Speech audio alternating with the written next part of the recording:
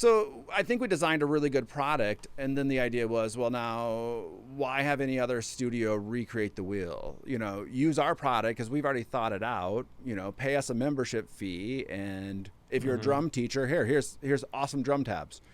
If you are in that position, I can vouch for the figuring it out part. I mean, that's a never-ending hassle to try to, like, where do you draw the line in so many different ways?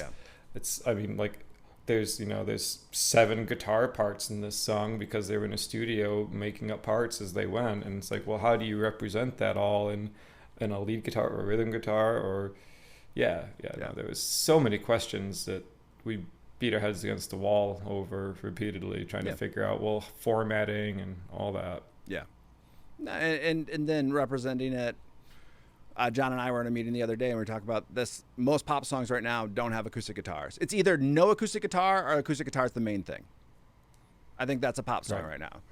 And so, having you do those strum videos to give John some guidance and some feedback of, hey, this is how it should sound, this is how it should look. So every instrument can be represented, I guess, is my point.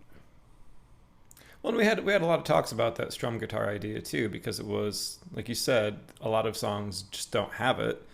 And if they do, a lot of the time it's like an arrangement for the studio production, so it's not like a good standalone part necessarily, or a good like sing along to part.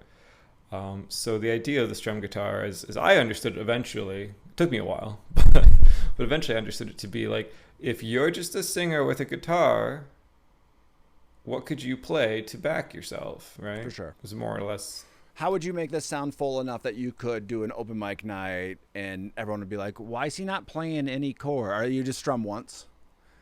Early on, some of our strum patterns, I just sent you one today that has that. I'm like, hey, it kind of fits the song, but there's not much going on. Right, and that was another one of those big questions, like as far as an ensemble arrangement, do you arrange the strum guitar to fit an ensemble arrangement, or do you make it a standalone piece? Yeah. Right. And I think we're still trying to figure that one out a little bit. we might be figuring out daily. But it goes back to running that studio where a lot of times I bet 60% of our students were acoustic guitar players, are the prototypical strummer. And so how do you give them a product where, like, they're not going to look at Led Zeppelin Jamaica. Why do I even reference that song when I can't pronounce it? I don't know. You hate yourself is why, really. I do hate myself. But my plant doesn't. I think that's important that we all understand. How do you give them? They're not going to learn that hard, complicated part that's advanced. Give them something that can sound like the song, can represent it, and they can do something with it.